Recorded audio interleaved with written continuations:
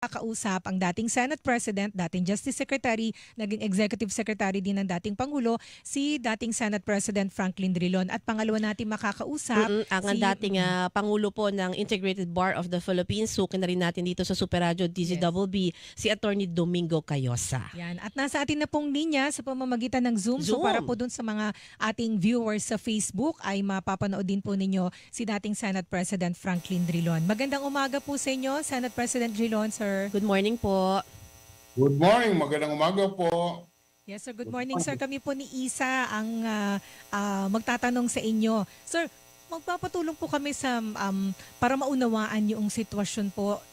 Yung dating Pangulong Duterte, arrested po noong March 11 sa bisa po ng arrest warrant na nanggaling sa International Criminal Court at ngayon po at eventually dinala na doon sa The Hague, Netherlands. Ngayon kinu-question ng kanyang kampo, mayroong mga petisyon sa Supreme Court. Sir, una namin pong tanong bilang kayo po ay batikang abogado at naging Justice Secretary nga. Sir, yung pag-aresto sa kanya, lawful po ba ito o unlawful? May irregularity po ba dito?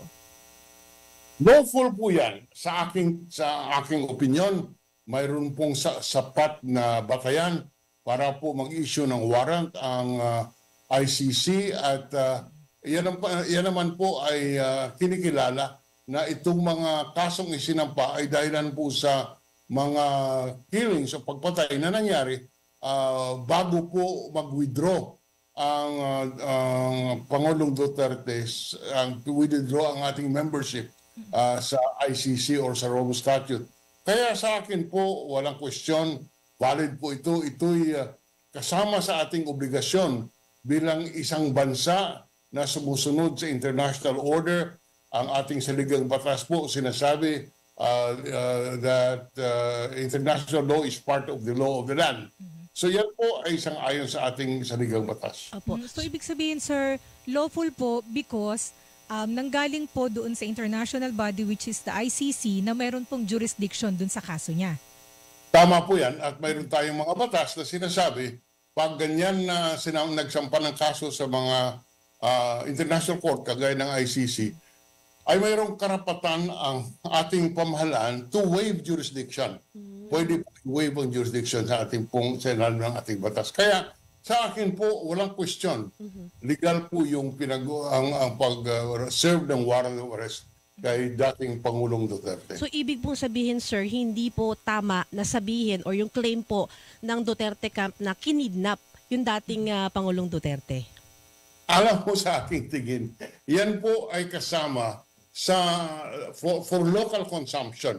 Bakit po? Alam niyo po, kahapon na sa Makalawa, ako po ay nasa barber shop.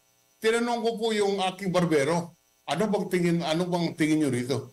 Ang sagot sa akin, ang tanong sa akin, Sir, ito ba illegal?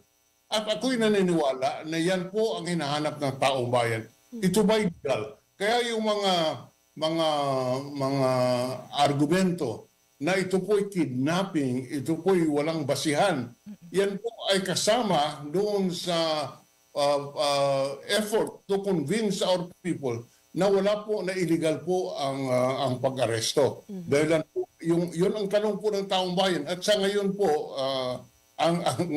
ang debate ay in front of the public forum. Ala pa naman kaso doon sa, hindi pa nag-upisa ang trial sa Netherlands. Kaya it's an effort by both parties to try to convince the people of the validity of their position. Natural lamang po na sasabihin ng kampo ni President Duterte na ito'y illegal. Dahil yan po ang nasa ulo ng ating taong bayan. Illegal ba ito? At ganoon din po sa parte ng administrasyon, natural lamang na ito'y i-defensahan nila na legal.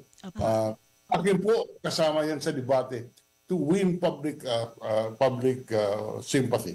So ito po yung isang sinabi ni Senator Alan Peter Cayetano na naging Foreign Affairs Secretary. At siya yung Foreign Affairs Secretary nung pina-withdraw ng dating Pangulo tayo sa mula ICC. sa Rome Statute at na nagtayo na ICC. So sir, ang sabi niya, kung merong warrant of arrest from the ICC na isa-serve nung umaga ng March 11, dapat daw ho merong judicial determination na yun nga ay lehitimo, na nanggaling sa ICC na determine muna kung totoo ito. Kasi nga daw ho, yung divorce, yung mga divorce na granted abroad, dinadala pa sa court para po i-determine kung dapat tanggapin o kilalanin dito.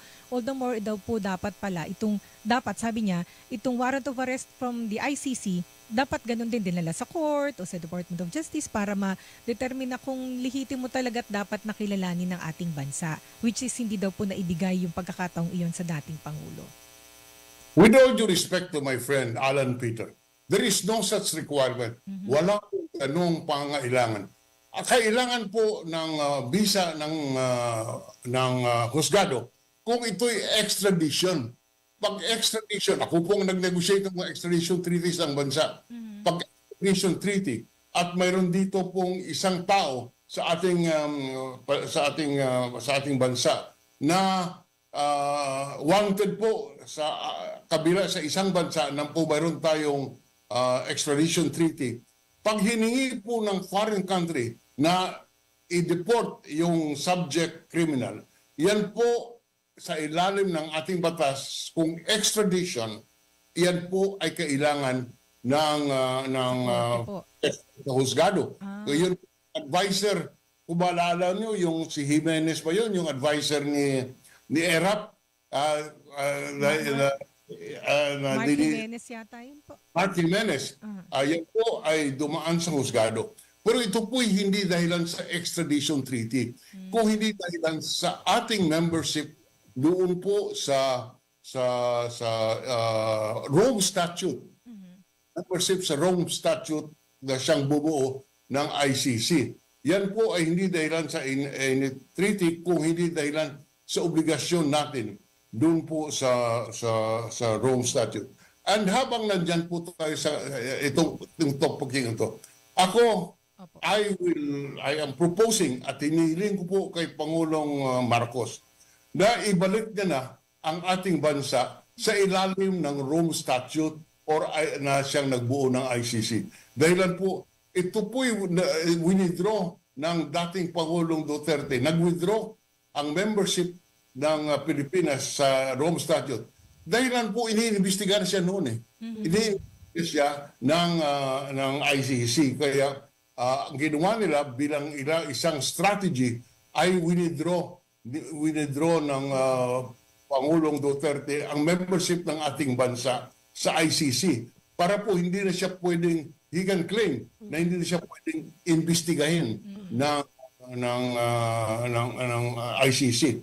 So mayroong personal motive in the withdrawal by President Duterte of the membership of the Philippines doon po sa Rome Statute. Ngayon, ako po ang namuno sa ilang senador. Tanap po namin sa Korte Suprema ito. Question namin ang validity of the withdrawal. Dahil sabi namin, kung yung accession, yung diratify namin yung Rome Statute, kung nabuo yung International Court of Justice. Yes, diratify po yan by 3/4 vote of the Senate. Kaya ang aming theory, doon sa withdrawal, dapat mayroon ding concurrence ang Senado. Mayroong pahintulot ang Senado. Dahil pagpasok natin sa Rome Statute, may pahintulot ang Senado. So in the withdrawal, dapat din may pahintulot. Dinala namin sa Korte Suprema. Unfortunately, the Supreme Court ruled against us. Kaya po yan, nagiging isang punto ng debate, yun pong withdrawal. Sabi nila na hindi na po tayo miyembro ng ICC. Kaya wala jurisdiction ang ICC sa atin. Pero sir, tawag dito, paano ho yung proseso nun at anong significance nun? Bakit ho natin kailangan bumalik doon sa ICC? Unang-una, para po sa kung may mangyari ulit na ganito, doon po sa pagdating ng panahon, assuming na mayroon na namang isang Duterte tayong mapili na Pangulo at gano'n na naman ang ginawa, wala na question. Nasa ilalim kasama tayo sa Rome Statute kung saan may jurisdiction ang ICC. Wala na po yung debate na hindi na kami miyembro, hindi na kami pwedeng dalhin sa ilalim ng International Criminal Court. Kaya at ito po ang the joining of the rejoining of the Philippines only indicates that we are adhering to the principles of human rights, to the principles of international order. Dahil yan po ang purpose ng Rome Statute to precisely, ito po ang nakikita natin na napananagot yung isang head of doon po pag nagkamali o nagkasala dahil sa mga human rights violations. Pero paano ang sistema nun? Paano po yung sistema nun, sir? Ano yun? Iraratify ulit ng presidente, then ipapakongkar ulit sa Senate, ulit ang proseso, sir? Sa akin, magbigay ng notice ang presidente through the Department of Foreign Affairs that the Philippines is reinstating and adhering again to the international, to the Rome Statute and will register its membership. Hindi na po kailangan ang concurrence ng Senado. Dahil po ang Senado mayroon ng concurrence noon. Pinag-ratify natin itong Rome Statute. Nandun pa po sa Senado. Ni-ratify natin yung Rome Statute. Kaya po nung dinala namin sa Korte Suprema ito, sinasabi namin, kasama ang Senado sa pag-ratify ditong Rome Statute. Bakit pag-withdraw? Hindi na kami kinasama. Unfortunately, natalo kami sa Korte Suprema. But you ask me, bakit kailangan ulit? Para po wala na itong debate na hindi tayo kasama sa Rome Statute. At in the future, wala na pong duda na pag mangyari ulit ito, sana hindi mangyari. Pag mayroon na namang Operation Tukhang in the future, sana na po hindi mangyari, wala na pong question. Nasa ilalim tayo ng jurisdiction ng ICC. Yes. Liwanagin ko lang. Yung ICC po hindi papasok kung sa kanilang tingin epektibo ang ating justice system. May tawag natin complementarity. Ibig sabihin, as long as the system of justice in our country is working, hindi pwedeng pumasok ang ICC.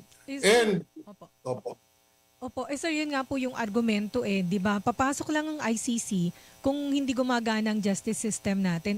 Sa ngayon gumagana naman daw po.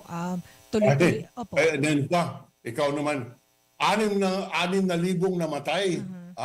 Kung hindi ako nagkakamali, 1, 2, 3 kaso lang. Is that, pwede mo bang sabihin na ang ating sistema ng hustisya ay epektibo? And that is an indictment of our justice system. Biro mo, ang inaamin ng group ng kampo ni Duterte, mahigit sa 6,000 ang namatay dahilan sa Operation Tukhang. Ilan po ang napoprosecute? At 3, 4 na kaso. So this indicates na talagang ang justice system natin is defective. Hindi ko sinasabi lang ang huwes, umpisa sa pulis. Yung police is part of our justice system. One of the pillars of our justice, ang police. Diyan po nag-umpisa. At dito nakikita natin, kung yung police mismo ang siyang nangunguna sa ganitong gawain, our justice system will never work. At saka siguro, sir, ito statement of fact naman na despite po ng mga admission sa Senate hearing, sa pagdinig ng Kamara, despite ng pag-amin ng dating Pangulo na nagtayo siya ng Davao Death Squad, na nag-utos siya ng pagpapapatay, wala siyang kaso kahit anong korte, di ba? Yes, inamin niya na. Inamin niya na publicly, pero walang nasampang kaso laban sa kanya. Pero sir, kayo po, personally, ano po yung basa nyo kay Pangulong Marcos? Sa palagay nyo, ba gugustuhin niya na mag-rejoin ang Philippines sa ICC? Kasi before, kung maalala po ninyo, bago pa nangyari itong mga pag-aresto kay dating Pangulong Duterte, ang binabanggit mo, nire-reiterate niya na hindi po makikipag-cooperate ang Philippines sa ICC kasi kumalas na po tayo, wala nang jurisdiction ng ang ICC sa Philippines. Ano po tingin ninyo? I do not know ang motivation, but hindi po malayo na ito po'y dahilan sa kanilang tingin. Malawak ang political support ng dating Pangulong Duterte sa mga taong bayan. Kaya to me, excuse me for saying this, but I think it was motivated ang statement ng Pangulong Marcos na hindi po hindi po tayo sasali sa investigasyon ay dahil sa tingin nila malawak ang suporta ng taong bayan sa kay Presidente Duterte. In other words, political ang strategy. At hindi mo po masisi dahil Tsaka sila sir, tsaka ang sir, leader. tsaka nung mga panahong sinasabi ng presidente na hindi tayo makikiisa o hindi pa papasukin dito ang ICC, wala pa yung mga pagbabanta ng Vice President kay Presidente Marcos. Diba, hindi pa nangyayari yung gulo sa House kung saan nagmurat, may mga May kill plot binanggit ang Vice President. At in short, at that time, hindi pa buwag yung tinatawag na unity team. Diba, Unity sir? team. Ano? Unity team. Oo. Diba? Buo pa yun. Pero, opo. Yes, sir. Sir, ito po. Meron, Kaya ka sinasabi ko, our justice system is all shot. There is an indictment of our justice system. Kasama na po yan yung statement ng Pangulo na hindi natin ipoprosecute yan, etc., etc. I cannot attest to anything, any other factor. dan Kung hindi politics. dahil sa politika, nagkaalyado kasi ng dalawa Kaya, So, ibig sabihin, ano sir, pa ba? so ibig sabihin ni Senate President Drilon, ang nililitis din dito yung justice system natin, di ba? Yeah. Pero sir, ito po, ang sitwasyon, meron pong petition for habeas corpus, meron petition for TRO. Yung mga anak ni former ng dating President Pangulo Duterte. dahil ino-question nila yung pagkaka-aresto. Sir, ito po ba moot na ito dahil nasa Netherlands na ang dating Pangulo o pwedeng mag-rule pa rin ang Supreme Court? Kasi kasi meron pa rin pong baka isyuhan din ng warrant of arrest like Senator Ronan De La Rosa, sir. Sa akin, i-dismiss ng husgado yung petition for habeas corpus. Bakit po? The petition for writ of habeas corpus, ang ibig sabihin nun, hoy, kayo, inuutusan ko kayo, sasabihin ng Korte Suprema, produce the body of the petitioner before court.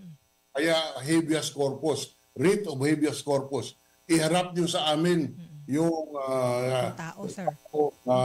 humingi ng writ. Mo po ba iharap yan?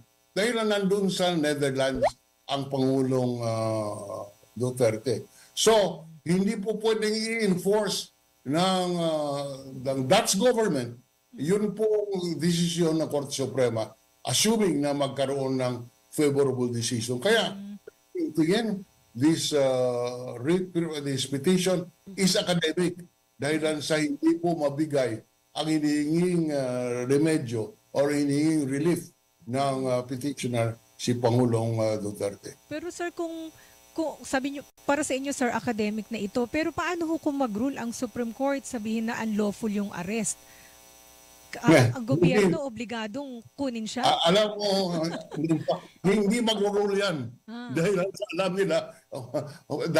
alam nila, mapapahiya lang At saka mapapahiya lang. At magkakaroon ng embarrassment ang korte. Ngunit, mayroong basihan pong legal na i-dismiss nila yung petition for habeas corpus. Dahil sa ang jurisdiction ng Supreme Court ay dito lamang sa boundaries ng ating bansa. It cannot go beyond. And the writ of habeas corpus can be applied only if the person subject of the writ is within the jurisdiction of the Philippines. Kung wala po sa ating bansa, sino po ang magdadala ng or magbibigay ng magsiserve ng order? Wala. So, but of course, alam mo, we learn in college, the law is what the gods of Padre Faura said. So, sasabihin ko din ayun na nga kasi po. diba, nagbabago-bago din sir yung mga Supreme Court ruling, di ba? Correct. That's why. But kung talagang a rational analysis would tell us na hindi na po pwede yung privilege of the writ of habeas corpus. Pero sir, papaano po kaya mapoprotektahan ng government si former President Duterte? Kasi syempre dati natin siyang Pangulo, may edad na rin po, senior citizen siya, di ba? So in a way, papaano po makakatulong ang government, maibibigay na suporta? At obligado din ba ang gobyerno? At obligado rin, tama po, at obligado rin po ba ang gobyerno na magbigay ng tulong sa kanya? I am sure handa ang gobyerno suporta. Ngunit huwag nating kalimutan ang pagtulong, lalo na pagdating sa puntong legal. Dapat po may tiwala ang kliyente mo sa abogado. Kung mag-offer ng legal services ang pamahalaan natin kay Ginoong Duterte, realistically, sasabihin ba ni Presidente Duterte, sige, tanggapin ko yan at tutulungan niyo ako. Hindi po. But having said that, hindi naman po at this stage, mayroon na siyang team of lawyers. Hindi na po siguro sa legalan ang kailangan niyang tulong. Ang kailangan niya ng tulong siguro na to see to it that his health is properly attended to, assistance on matters outside of the legal process. Opo, isa pa po, Senator Drilon, kasi may mga ugong-ugong na di umano maglalabas na rin ng warrant of arrest ang ICC laban po kay Senator Ronald Bato de la Rosa. Then, he said din po sa interviews na magsisik siya ng protection di ba, sa Senado. Sanctuary daw, sanctuary. Yes, opo, sa Senate leadership. Kayo po, dati po kayong Senate President. Yung mga ganitong pagkakataon po ba, papaano dapat to i-treat? Kaya bang protektahan ng Senado ang senador sa ganitong pong pagkakataon? Linawin po natin, sa ating saligang batas ay hindi po pwedeng aristuhin ang isang senador or congressman kung ang Congress ay may sesyon. Una, yan ang unang kondisyon. Kung may session, hindi mo pwedeng hulihin. Pangalawa, dapat ang subject na warrant of arrest is a crime, is a minor offense. Ibig sabihin, nakalagay sa ating sa ligang batas, exempted from arrest ang member ng Congress if Congress is not in session or if Congress is in session and it involves a minor offense, meaning an offense where the penalty is not more than 6 years. Yeah. Kung hindi po nalagpas ng 6 years at ang Kongreso is in session, hindi po pwedeng hulihin. So, Pwede lang gagawin. At ito po nadaanan ko na bilang Secretary of Justice at bilang Senate President. Mayroon po kaming tinatawag na institutional respect. Pag may session, huwag mong i-serve yung warrant doon po sa premises ng Senado. Pero doon sa labas, tungkulin nila yan. At dito po, ang pag-serve ng warrant is an executive function. Ayan po ay kasama sa obligasyon natin bilang isang bansa na kasama doon sa international sa Interpol at saka sa ICC. So sir, Kaya opo. So sir, ang sitwasyon ngayon kasi, ngayon naka-recess ang session. Yeah. Sa June pa magbabalik. Sa June pa magbabalik. Mag-a-adjourn sila nyo June 30. So kung wala na sa sesyon, ngayon, kung halimbawa ngayon lumabas, hindi po mapipigilan ang pag-aresto kay Senator De La Rosa. So ang mangyayari, kasi naalala ko, panahon ni dating Senator Trillanes, dating Senator Laila de Lima, hindi naman sila sinilbihan ng warrant of arrest, sir, di ba, sa loob ng Senate building. Parang natulog pa sila o nagtagal sila doon sa Senate building. And then, nung nag-decide na sila na tatanggapin nila yung warrant of arrest, pero dun sa labas ng Senate building. Pero the idea itself na the Senate is not in session, the Congress is not in session, kung lalabas ngayon ng warrant of arrest, maisisilbi po yun kay Senator De La Rosa. Hindi po siya pwedeng protektahan ni Senate President Chis Escudero, sir. Ulitin ko lang. Hindi po applicable ang prohibition sa konstitusyon kung ang warrant of arrest ay manggagaling sa ICC in this particular case. Why? Unang-una po, pinaka-importante, yung offense for which they are charged are not minor offenses. At ito po'y galing sa ICC for crimes against humanity.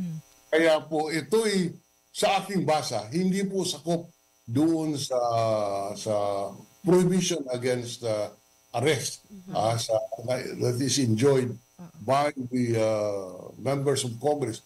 Huwag natin pong kalimutan na ito'y limited ang application doon lamang sa minor offenses at dapat pag walang session ng Senado. Yes, sir. Ang Kasi, warrant of arrest na nanggagaling sa ICC, sa aking tingin, ay hindi po sakop dito sa prohibition na ito. Kaya pwede pong i-enforce ng ating executive branch dahil ito'y obligasyon ng ating pamahalaan sa ilalim ng ating treaties.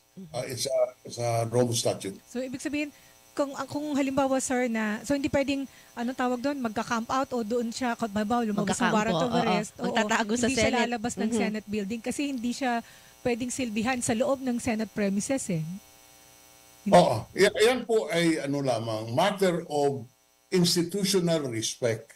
Ngunit wala pong batas tungkol dyan. Ulitin ko lang. Kung hindi po siniserve ng ang warrant of arrest sa loob ng Senate premises, yan po is because of the institutional respect. Ilang beses po pinagbawal yan. The last one, ako mismo, as Secretary of Justice, respeto ko po yan. At kung ako is Pangulo ng Senado, i-enforce ko yan. But in this particular case, that the rule is not applicable to Senator De La Rosa. Banggit ko lang sir bago yung tanong po ni Isa. Hanggang ngayon po ini-enforce yung binabanggit ninyo sir. Kapag kasi merong mga resource person sa Senate, may mga pagkakataong ganito na merong warrant of arrest. So, not necessarily politician, yung mga resource person po na ipinatawag, sisilbihan ng warrant of arrest galing sa korte, ano yun, hindi pinaserve sa loob ng Senate building. Hinintay na ibaba ng Senate building. Doon pa lang. Doon isinerve ng, alam ko, police o NBI. Doon ito turn over ng Sergeant at Arms ng Senado. So, ganun yung sistema. Anyway, Ayun. Isa. Senator Drilon, kasi ito na nga po, na-aresto na si former President Duterte, nandun na po siya sa the Netherlands. Pero wag din po nating kalimutan na may issue pa rin po ng impeachment, Yes. 'di ba? Laban kay Vice President Sara Duterte. Kung kayo po ang tatanungin, dapat ba bang ituloy ng Senado yung kanilang pinaghahandaang impeachment trial laban sa Vice Presidente amid nga po nitong issue sa kanyang ama na si dating Pangulong Duterte? Wala, yung impeachment po ay nasa saligang batas. Hindi po pwedeng ipagpaliban. Nakalagmaliwanag na may tungkulin ang Senado na lilitisin ang impeachment complaint. Sabi po ng saligang batas, shall forthwith be tried. Forthwith po ang ginagamit. Ang ibig sabihin, immediately. Kaya mayroong mga kaso sa Netherlands, wala. Hindi po yan kasama sa konsiderasyon.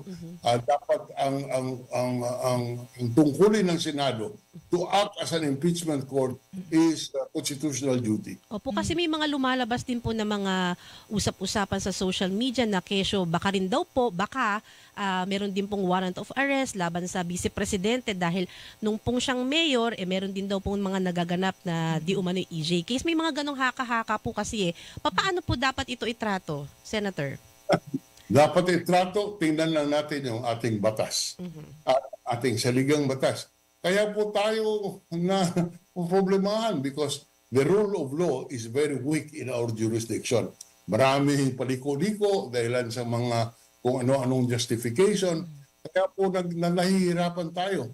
Simple lang po. Kung sundin lang natin yung batas, hindi po tayo magkakabasyadong mga problema.